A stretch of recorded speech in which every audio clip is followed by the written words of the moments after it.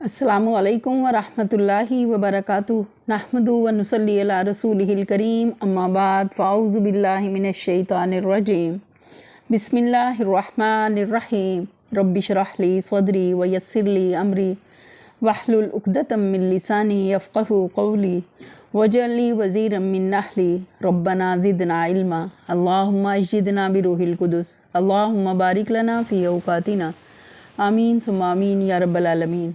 हम पढ़ रहे हैं 18वां पारा सूरह अल मोमिनून, आयत नंबर 60 तक हमने पढ़ा था। आज हम आगे पढ़ रहेंगे इंशाल्लाह।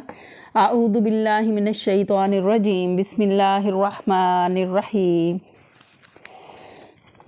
उलाइका युसारिऊन फ़िल खैराति व हुम लहा साबिकून। यही लोग हैं जो जल्दी करते हैं नेकियों में और वो सबकत करने वाले हैं और उसकी तरफ सबकत करने वाले हैं। वला नुकल्लिफु नफ्सन इल्ला वुस्अहा वलदैना किताबुन यंतिकु बिल हक्कि व हुम ला युज़लमून। हम किसी शख्स को उसकी मुक़द्दरत से ज़्यादा की तकलीफ़ नहीं देते और हमारे पास एक किताब है जो हर एक का हाल ठीक ठीक बता देने वाली है और लोगों पर जुल्म बहरहाल नहीं किया जाएगा। तफसीर देखते हैं। इससे आपको सबाक में ये फ़िक्रा अपने अंदर बड़ी गहरी मानवियत रखता है जिसे अच्छी तरह समझने की कोशिश करनी चाहिए। पिछली आयतों में बताया गया है कि भलाइयाँ लौटने वाले और सबकत करके उन्हें पा लेने वाले दरअसल कौन लोग हैं और उनकी सिफ़ात क्या हैं।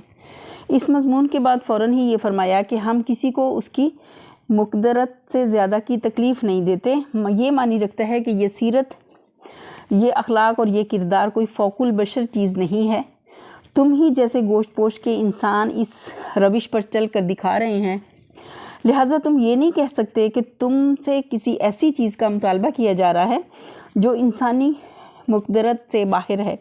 इंसान को तो मुक़द्दरत उसी रवैये की भी हासिल है जिस पर तुम चल रहे हो और उसकी भी हासिल है जिस पर तुम्हारी अपनी कौम के चंद अहले ईमान चल रहे हैं। अब फ़ैसला जिस चीज़ पर है वो सिर्फ़ ये है कि इन दोनों अमकानी रवैयों में से कौन किसका इंतखाब करता है।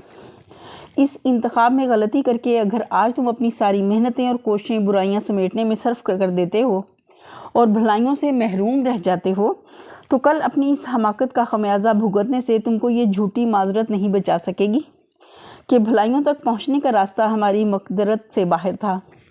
इस वक्त ये उज़र पेश करोगे तो तुमसे पूछा जाएगा कि अगर ये रास्ता इंसानी मक़दरत से बाहर था तो तुम ही जैसे बहुत से इंसान इस पर चलने में कैसे कामयाब हो गए।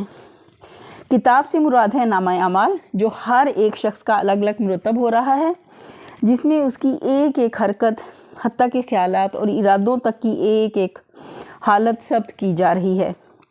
इसी के मुतालिक सूरह कहफ़ में आता है कि वुज़ियल किताबु फ़तरल मुजरिमीन मुशफ़िकीन मिम्मा फ़ीहि व यक़ूलून या वैलतना मा लिहाज़ल किताबु ला यग़ादिरु सगीरतन वला कबीरतन इल्ला अहसाहा व वजदू मा अमिलू हाज़िरा वला यज़लिमु रब्बुका अहदा। नामा अमाल सामने रख दिया जाएगा, फिर तुम देखोगे कि मुजरिम लोग उसके अंदराजात से डर रहे होंगे और कह रहे होंगे कि हाय हमारी कमबख्ती, ये कैसी किताब है कि हमारी कोई छोटी या बड़ी हरकत ऐसी नहीं रह गई जो इसमें दर्ज ना हो। जो जो कुछ उन्होंने किया था वो सब अपने सामने हाज़िर पाएंगे और तेरा रब किसी पर जुल्म करने वाला नहीं है। बाज़ लोगों ने यहाँ किताब से मुराद कुरान लेकर आयत का मतलब ख़ब्त कर दिया है,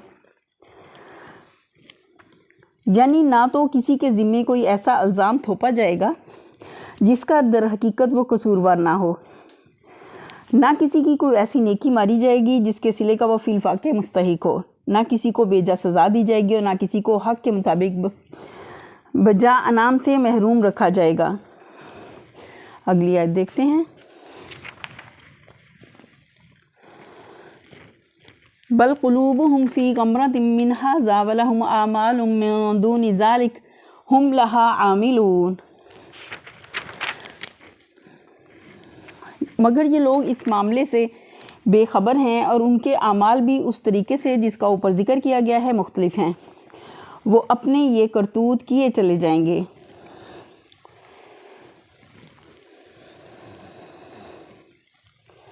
یعنی اس امر سے کہ جو کچھ وہ کر رہے ہیں، کہہ رہے ہیں اور سوچ رہے ہیں، یہ سب کچھ کہیں درج ہو رہا ہے اور کبھی اس کا حساب ہونے والا ہے۔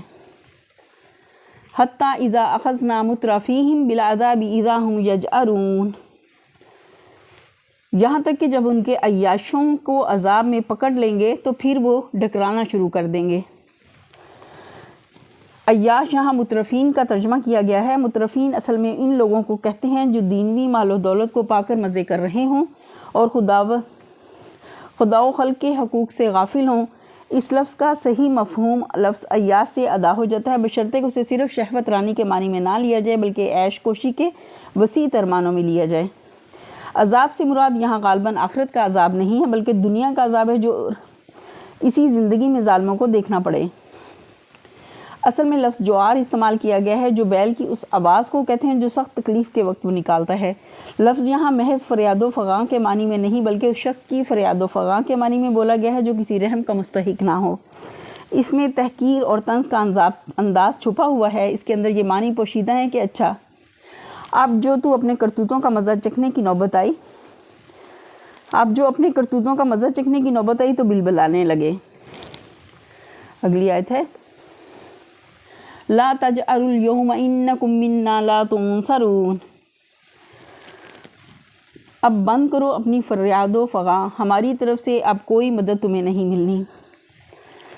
یعنی اس وقت ان سے یہ کہا جائے گا قد کانت آیاتی تتلی علیکم فکنتم علی اعقابکم تنکصون، میری آیات سنائی جاتی تھی تو تم رسول کی آواز سنتے ہی الٹے پاؤں بھاگ نکلتے تھے۔ یعنی اس کی بات سننا تک تمہیں گوارا نہ تھا، یہ تک برداشت نہ کرتے تھے کہ اس کی آواز کان میں پڑے۔ مستکبرین بہ سامرا تہجرون، اپنے گھمنڈ میں اس کو خاطر ہی میں نہ لاتے تھے، اپنی چوپاؤں میں اس پر باتیں چھانٹتے اور بکواس کیا کرتے تھے۔ اصل میں لفظ سامرن استعمال کیا گیا ہے۔ سمر کے معنی ہے رات کے وقت بات چیت کرنا، گپے ہانکنا، قصے کہانیاں کہنا۔ دیہاتی اور قصباتی زندگی میں یہ راتوں کی گپیں عموماً چوپایوں میں ہوا کرتی تھیں اور یہی اہل مکہ کا بھی دستور تھا۔ افلم یدبروا القول ام جاءہم ما لم یأت آباءہم الاولین، تو کیا ان لوگوں نے کبھی اس کلام پر غور نہیں کیا یا وہ کوئی ایسی بات لایا ہے جو کبھی ان کے اسلاف کے پاس نہ آئی تھی؟ یعنی کیا ان کے اس رویے کی وجہ یہ ہے کہ اس کلام کو انہوں نے سمجھا ہی نہیں، اس لیے وہ اسے نہیں مانتے؟ ظاہر ہے کہ یہ وجہ نہیں ہے۔ قرآن کوئی چیستہ نہیں ہے، کسی ناقابل فہم زبان میں نہیں ہے، کسی ایسے مضمون اور موضوع کلام پر مشتمل نہیں ہے جو آدمی کی سمجھ سے بالاتر ہو۔ وہ اس کی ایک ایک بات اچھی طرح سمجھتے ہیں اور مخالفت اس لیے کرتے ہیں کہ جو کچھ وہ پیش کر رہا ہے اسے نہیں ماننا چاہتے، نہ اس لیے کہ انہوں نے سمجھنے کی کوشش کی اور سمجھ میں نہ آیا۔ یعنی کیا ان کے انکار کی وجہ یہ ہے کہ وہ ایک نرالی بات پیش کر رہا ہے جس سے انسانی کان کبھی آشنا ہی نہ ہوئے تھے؟ ظاہر ہے کہ یہ وجہ بھی نہیں ہے۔ اللہ کی طرف سے انبیاء کا آنا، کتابیں لے کر آنا، توحید کی دعوت دینا، آخرت کی باز پرس سے ڈرانا اور اخلاق کی معروف بھلائیاں پیش کرنا، ان میں سے کوئی چیز بھی ایسی نہیں ہے جو تاریخ میں آج پہلی مرتبہ رونما ہوئی ہو اور اس سے پہلے کبھی اس کا ذکر نہ سنا گیا ہو۔ ان کے گرد و پیش عراق، شام اور مصر میں انبیاء پر انبیاء آئے ہیں جنہوں نے یہی باتیں پیش کی ہیں اور یہ لوگ اس سے ناواقف نہیں ہیں۔ خود ان کی اپنی سرزمین میں ابراہیم اور اسماعیل علیہ السلام آئے اور صالح اور شعیب علیہ السلام آئے، ان کے نام آج تک ان کی زبانوں پر ہیں۔ ان کو یہ خود فرستادہ الہی مانتے ہیں اور ان کو یہ بھی معلوم ہے کہ وہ مشرک نہ تھے بلکہ خدا واحد کی بندگی سکھاتے تھے۔ اس لیے در حقیقت ان کے انکار کی یہ وجہ بھی نہیں ہے کہ ایک بالکل ہی انوکھی بات سن رہے ہیں جو کبھی نہ سنی گئی تھی۔ ام لم یعرفوا رسولہم فہم لہا منکرون، یہ اپنے رسول سے کبھی کے واقف نہ تھے کہ ان انجانا آدمی ہونے کے باعث اس سے بدکتے ہیں۔ یعنی کیا ان کے انکار کی وجہ یہ ہے کہ ایک بالکل اجنبی آدمی جس سے یہ کبھی کے واقف نہ تھے اچانک ان کے درمیان آ کھڑا ہوا ہے اور کہتا ہے کہ مجھے مان لو؟ ظاہر ہے کہ یہ بات بھی نہیں ہے۔ جو شخص یہ دعوت پیش کر رہا ہے وہ ان کی اپنی برادری کا آدمی ہے، اس کی نسبی شرافت ان سے مخفی نہیں ہے، اس کی ذاتی زندگی ان سے چھپی ہوئی نہیں، बचपन से जवानी और जवानी से बुढ़ापे की सरहद तक वो उनके सामने पहुंचा है। उसकी सदाकत से, उसकी रास्तबाजी से, उसकी अमानत से, उसकी बेदाग सीरत से ये खूब वाकिफ़ हैं। इसको ख़ुद अमीन कहते रहे हैं। उसकी दयानत पर उनकी सारी बरादरी भरोसा करती रही है। उसके बदतरीन दुश्मन तक ये मानते हैं कि वो कभी झूठ नहीं बोला। इसकी पूरी जवानी इफ़्फ़त और पाकदामनी के साथ गुजरी है। सबको मालूम है कि वो नहायत शरीफ और नहायत नेक आदमी है, हलीम है, हक पसंद है, अमन पसंद है, झगड़ों से किनारा कश है, मामले में खरा है, कौलो करार का पक्का है, जुल्म ना खुद करता है ना जालिमों का साथ देता है। किसी हकदार का हक अदा करने में उसने कोताही नहीं की। हर मुसीबत ज़दा बेकस हाजतमंद के लिए उसका दरवाज़ा एक रहीम और शफीक हमदर्द का दरवाज़ा है। फिर वो ये भी जानते हैं कि नबूवत के दावे से एक दिन पहले तक भी किसी ने उसकी ज़बान से कोई ऐसी बात ना सुनी थी जिससे ये शुबा किया जा सकता कि किसी दावे की तैयारियां की जा रही हैं। और जिस रोज़ उसने दावा किया, इसके बाद आज तक वो एक ही बात कहता रहा है। कोई पलटी उसने नहीं खाई है, कोई रद्दोबदल अपने दावे और दावत में उसने नहीं किया है, कोई तदरीजी इर्तिका उसके दावों में नज़र नहीं आता कि कोई ये गुमान कर सके कि आहिस्ता आहिस्ता कदम जमा कर दामों की वादी में पेशकदमी की जा रही है। फिर उसकी ज़िंदगी इस बात पर भी गवाह है कि जो कुछ उसने दूसरों से कहा है पहले खुद करके दिखाया है।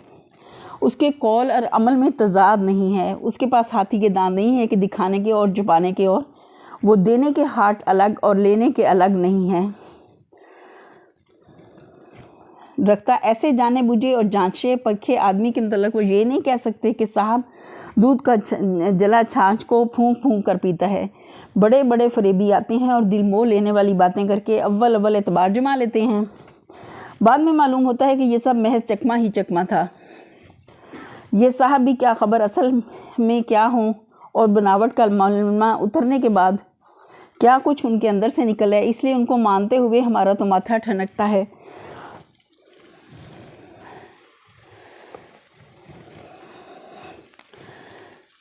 अम यकूलून बिही जिन्ना बल जाअहुम बिल हक़्क़ि वहुम अक्सरुहुम लिल हक़्क़ि कारिहून।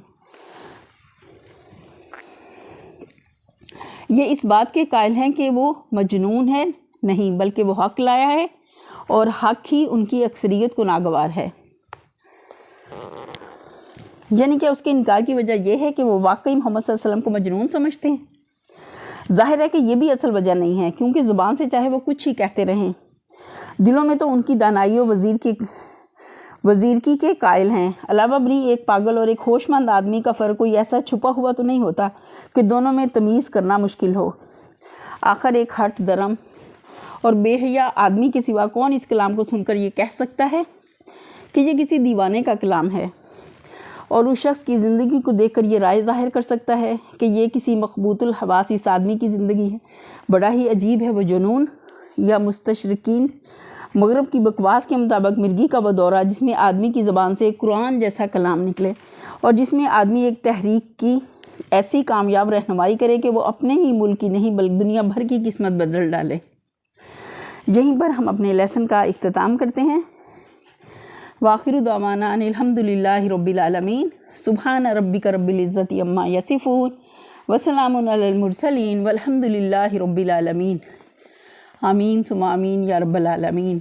अस्सलामु अलैकुम व रहमतुल्लाहि व बरकातुहू।